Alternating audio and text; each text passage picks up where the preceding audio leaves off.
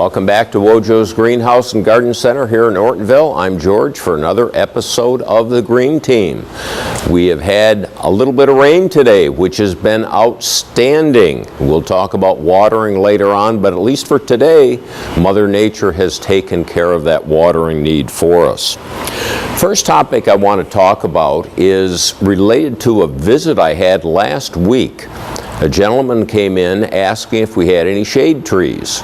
And needless to say, we have quite a few in the back ready for fall planting. So it was kind of a loaded question. The gentleman who came back happened to be the person who patented a very unique form of maple tree called regal petticoat.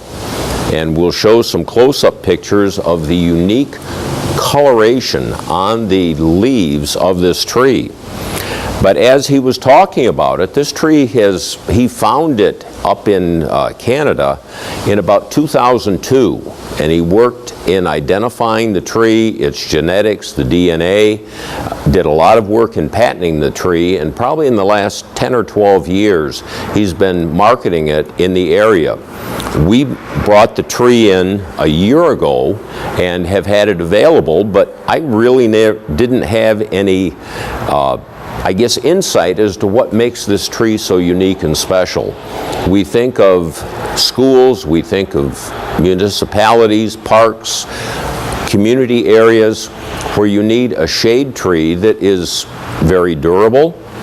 It is a hardwood type of maple. It's not a soft maple. Its growth rate is I would say above moderate. It's not fast growing, but a decent growth per year. It is disease and salt tolerant, which makes it again advantageous if it's planted near a roadway. And it has a very high sugar content, higher than that of a sugar maple. So even for folks that were interested in making syrup, you could use this tree for that purpose.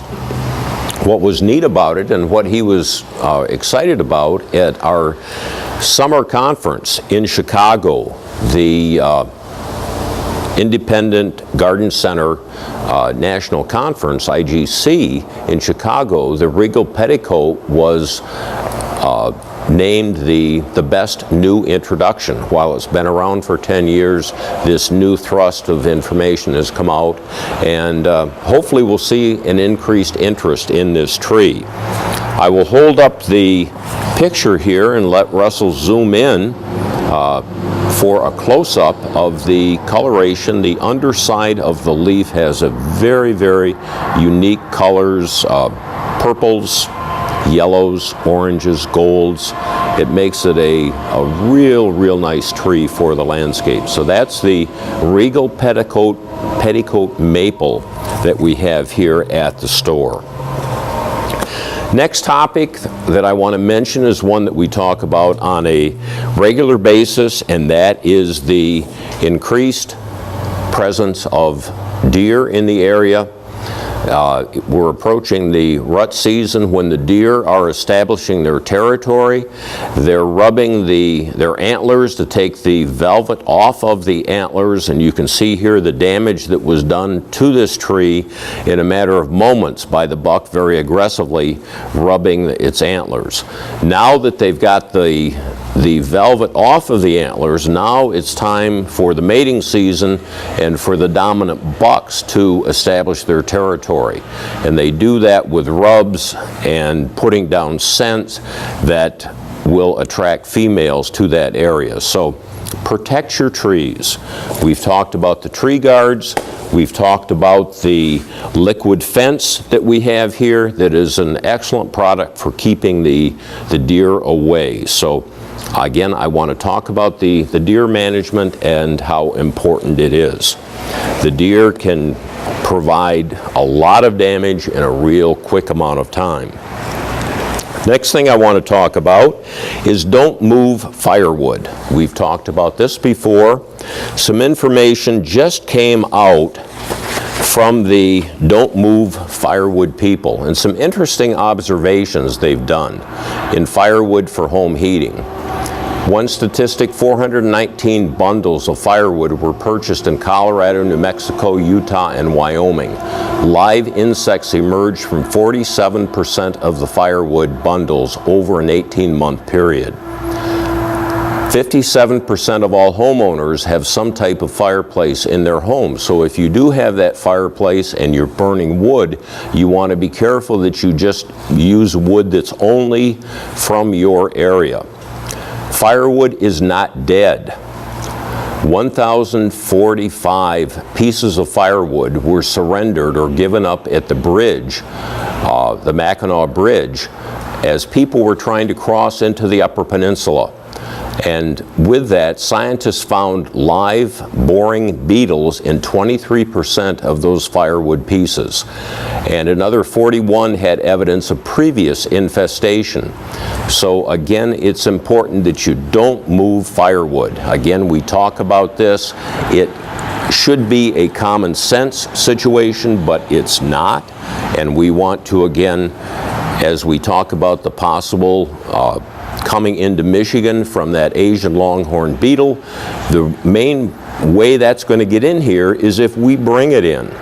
It's too big to fly, but if we transport it in wood products or in our vehicles, trailers, things like that, that's how it's going to get here. So we want to be particularly careful about moving firewood.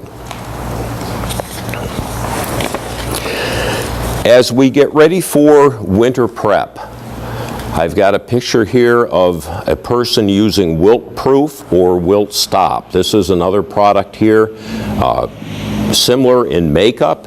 This is a clear sealant that is sprayed on the leaves of rhododendron, azaleas, holly, boxwoods, euonymus to hold in the moisture. They're broadleaf evergreens. They keep their foliage throughout the winter time.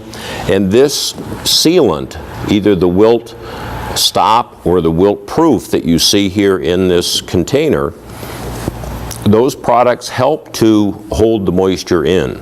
We encourage that you water your broadleaf evergreens right up until the time the ground freezes around Thanksgiving time. And about that time, when you have a day above 40 degrees, spray some of the sealant on your leaves. That will help to hold in the moisture, and you'll have a nicer looking plant in the spring, hopefully, because you did that, than if you didn't and it's dried out. So it's important to use these sealant projects, the anti-desiccants, that help to hold in the moisture for the broadleaf evergreens. There is still a window of time for planting the early spring bulbs. We've talked about this in previous programs. One sidelight of this, these early spring bulbs provide early nectar for the early insects in the springtime. So these bulbs, besides providing beauty to the landscape, also have a functional purpose for the wildlife in the area. So it's again advantageous for you to do that.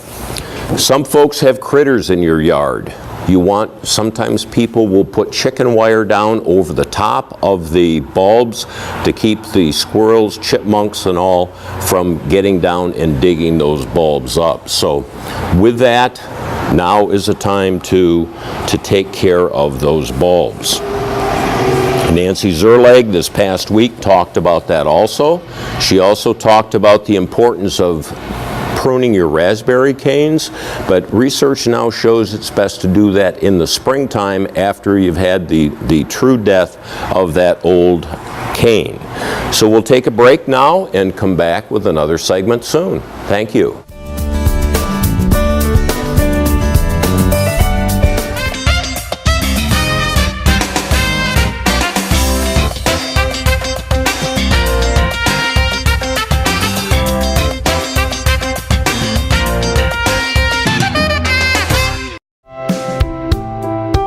Canine Rescue does just that.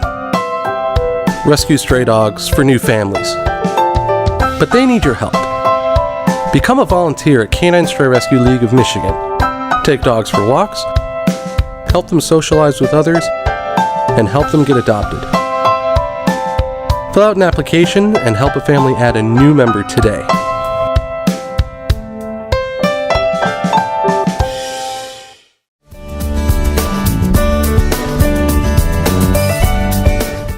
welcome back to the middle segment of the Green Team. Topic we're going to talk about is fall color.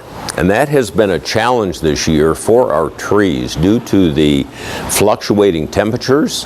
The trees are keyed with cooler temperature in helping to make that color change.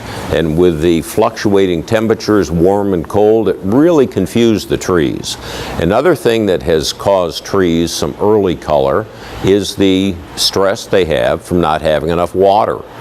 I may have mentioned this fall in August, I went up to Michigan State for an activity, and along the boulevard going into campus, they had the gator bags over the trees. They were watering them diligently throughout the summer, but yet the trees were still needing more water than that, so that as I went for a first football game, we noticed color change already in those boulevard trees. So with that, in our own landscapes, I came back just yesterday from a short trip up to Traverse City, and color was sporadic. Great color in some areas, muted color in others. Some trees had already shed their leaves. So the dynamics that we've had this season with the fluctuating temperatures and the lack of moisture have caused our trees a lot of stress and a lot of I guess being out of sequence for the normal color that we see. As we think about leaves or trees and color, we think about the leaves.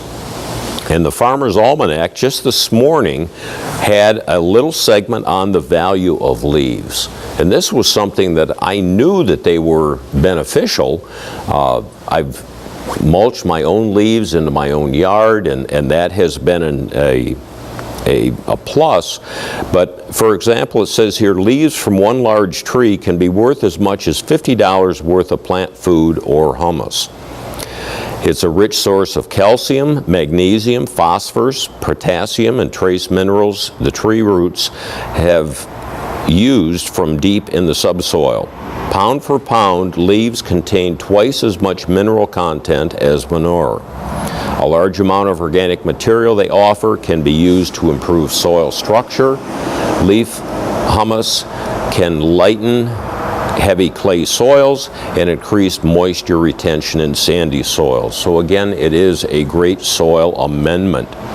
And as you create your compost pile to use the leaves in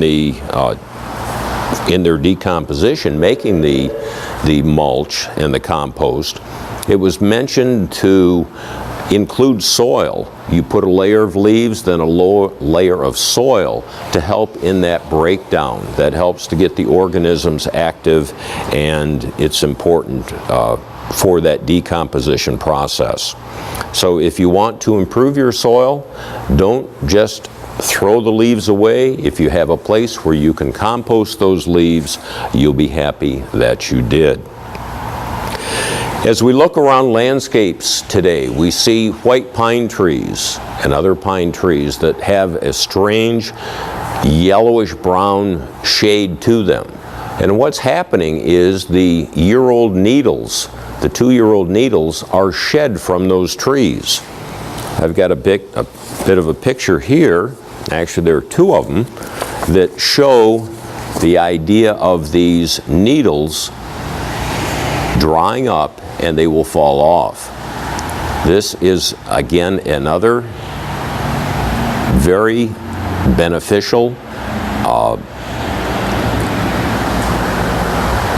product for either making soil conditioning or for mulching. You sometimes see bales of pine straw that are for sale that folks use to plant or to mulch over the top of the plants. So if you see the needles dropping, don't worry about it. It's a normal process in those white pine trees. We talked in an earlier segment, and we're getting near the tail end of the optimum time to top dress your turf. If you have some bare spots and you want to put down some new seed, you still have some time left for that. Scratch the surface of the turf so that the seeds can make contact with the ground and begin their germination before the winter comes in. So the idea of top dressing the turf is important. A week ago, we had a visitor here, our new horticulture agent who inspects our plants. The older gentleman that we've had for many, many years has retired, and we have a new person now that will be coming periodically to look over the trees in our nursery. And as she was walking around, she noticed a pear tree in the back that had this very distinct bright color. This is the representation that you see with excuse me, something called Pear Trellis rust. This has only been in Michigan since 2009, and 2010 is when it first came along. It was out on the West Coast in earlier times, but I say in Michigan around 2009, so it's only been around a short period of time. This is similar to the rust that we see with the apple cedar rust, that it takes an apple tree and a juniper to have that apple cedar rust. It takes a pear tree and a juniper to have this pear trellis rust. So what we're looking at in controlling this is that if you have junipers nearby your pear tree, to cut out the galls on the stem of the junipers. These galls in the springtime spring open and release the spores that in turn will go to a pear tree and cause this kind of a discoloration in the leaves. So the management of this can be done with mechanical control by removing those galls, or with chemical control, spraying with fungicides. But we'll be talking more about pear trellis rust. It's relatively new to us here, new in the state of Michigan, and as we learn more, we will share more. Now is the time that nuisance insects start trying to enter our homes. Carpenter ants, ladybugs, and other insects will try and enter your homes. Patch up the holes. Make sure you don't have any holes in the screens. If you have an opportunity to either spray or put down insecticide around the base of your home, that will also act as a deterrent, but you want to keep the harmful insects out of your house. Carpenter ants can provide a real mess if they get into your foundation, the wood and all. Next thing I want to talk about is the prediction for this winter. The AccuWeather this week released their weather report, and we're seeing now two different patterns. AccuWeather and one of the farmers' almanacs is forecasting a very cold, snowy winter. The other farmer's almanac and National Weather are forecasting a warmer than average early part of the winter. So it's going to be interesting to see which of these weather agencies and almanacs does a better job. But right now it's tied 2 and 2. AccuWeather and the regular Farmer's Almanac says it's going to be cold and snowy. National Weather and the old Farmer's Almanac say that it's going to be a relatively comfortable winter. So we'll take a break and come back for the final segment. Thank you.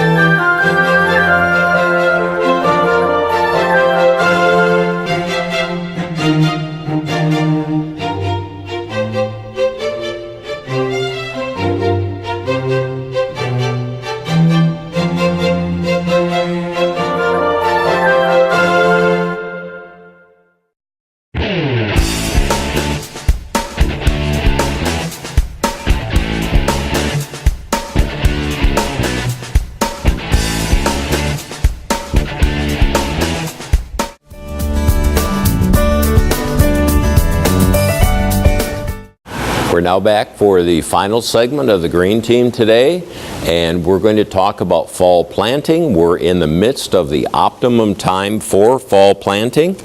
We've shared with you the large poster from Willoway talking about the advantageous time of the year that fall provides for planting. The soil temperature remains at 40 degrees for quite a while into the fall before it actually gets lower than that, so you have an excellent chance for roots to grow when you do the planting, contrasted with the springtime when you may be digging a hole in planting, but the roots don't really start to grow until that soil warms up to 40 degrees. So the fall is an excellent time for planting. We've got a nice selection here of plants, as you can see behind me, and we have about 2.5, 3 weeks before we begin to transition into our Christmas season.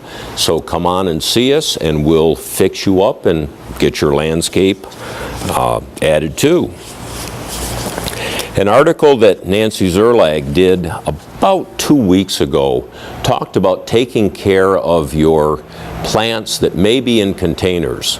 Some are annuals that will need to go in the house.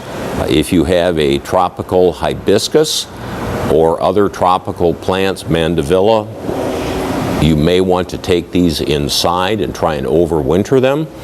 If you've had a shrub, one of our shrubs out here in a container, you'll find that it makes it through the winter better if it's planted or healed in the soil. To keep a plant in a container, you run the risk of having the roots freeze during the winter season, and that will kill the plants. So now is the time to begin taking care of those delicate plants that you have that you want to bring back that next year. Another thing that we have from Nancy was caring for hens and chicks. This is a very popular perennial, and what's interesting about the hens and chicks is that many people think that they're a delicate succulent and they want to bring them inside, fearing that they'll freeze. But these are durable enough to survive in our winters, and you leave them outside. So the hens and chicks can be divided, they can be planted, and that will give the plant a chance to grow, and it'll be successful for you next season. So you can take care of your hens and chicks, and like I say, continue to enjoy them. A week ago, we had a guest come in talking about apple scab. We've talked about apple scab over the course of our filming here. You're talking about two different things. Apple scab is a fungus that attacks apple trees. It can be controlled with orchard spray. It can also be minimized by selecting the correct varieties of trees. And here at Wojo's, we sell varieties that are more resistant to the apple scab, but if you do have some that are subject to that, we have the products here in the orchard spray and the funginol that will help deter that. So apple scab can be controlled. I'm going to share with you a book that came out a year ago. This young lady is Bree Arthur. She is an up-and-coming horticulturist, and she has written this book called Foodscape Revolution. There were many, many years that the typical home had grass and more grass. And we're finding people are now breaking that grass up with either shrubs or perennials or food or plants for pollinators and birds, but also as a food source. You can integrate or put into your landscape the food plants. And Bree's book here, Foodscape Revolution, would be an excellent book for wintertime reading. I recommend it to you if you're interested in considering this, expanding your landscape and including more food-producing plants. I mentioned at Halloween time we transition into Christmas, and we have our Christmas class schedule. And this is on our website and also in a flyer here at the store. We have different classes that people can take. The holiday porch pot class at both this location and the Davison location, a wreath producing class, a centerpiece class that is very, very popular, and we also had kids club activities throughout the entire holiday season. So I would encourage you to stop by the store and pick up one of these flyers, or go on our website and learn about these, the dates and times, and sign up for them. They fill up fast, and we don't want you to miss out. So with that, again, it's the holiday class schedule here at Wojo's, and again, it's available in these flyers and also online. A topic that I mentioned a week or so ago, it actually happened with a gentleman that came in to buy one of our potted evergreens. He has been using these potted evergreens as a live Christmas tree for probably the last 15 years. And he's had excellent success, and we talked about the process of how he does this. And basically, to have a living Christmas tree in your home, you can buy the tree today, keep it outside, keep it watered well, but about, let's say, 2 weeks before Christmas, you start transitioning it into a warmer atmosphere. You start from outside, maybe into a porch, or then a heated area, and finally transitioning into the house for a, let's say, 5 to 7 day period around Christmas, and then you start that transition back outside, slowly going from the warmth of the house to a area a little bit cooler, the unheated porch, and finally outside. What we like to recommend to people, if you're going to do this, and as I talked with this gentleman, he does this on a regular basis, if you're going to use the live Christmas tree, you want to dig the hole now while the soil doesn't have snow on it, it doesn't have frost on it. You can dig the hole where you're going to plant this tree before weather gets bad. Put the soil in the garage so it doesn't freeze, and after Christmas you can go outside and plant this tree. You've got the soil to plant it, a little watering, a little mulch, and your tree is set for the winter time. So living Christmas trees are something that our potted evergreens can be used for, and if you work at it, you can be very, very successful. And as I mentioned, this gentleman that I had in here has been doing this for up to 15 years, so you can just imagine what his landscape looks like adding these 15 conifers to the assortment of plants that he has. So that, as we wind down the program, we again want to encourage you to come out and enjoy the plants we have here. It is still time to plant. Fall is a great time to plant. And until we come back again for another segment of the Green Team, have a good day. Thank you.